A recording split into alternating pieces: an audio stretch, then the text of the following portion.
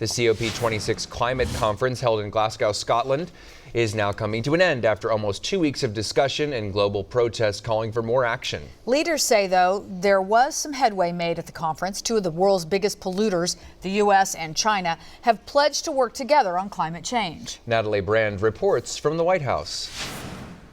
President Biden's climate envoy John Kerry detailed the surprise agreement that the United States reached with China to try and combat climate change. We will work together to limit methane.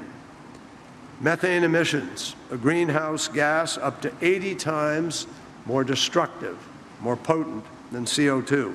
The two nations released a joint statement Wednesday saying they intend to establish a working group to meet regularly and focus on enhancing concrete actions in this decade. Out of this cooperation, we expect acceleration of the rate of reduction. Climate experts at the COP26 meeting in Scotland welcomed the deal, but also say governments need to pick up the pace in order to stay within the goal of only a 1.5 degrees Celsius temperature rise in the next 10 years. The UN Secretary General says that means reducing emissions globally by 45% by 2030. Every country, every city, every company, every financial institution must radically, credibly and verifiably reduce their emissions and decarbonize their portfolios starting now.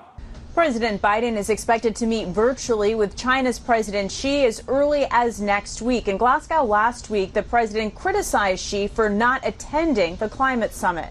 The fact that China, trying to assert, understandably, a new role in the world as a world leader, not showing up, come on. In the newly announced joint declaration, Beijing and Washington agreed to share technology to reduce emissions and do more to stop deforestation.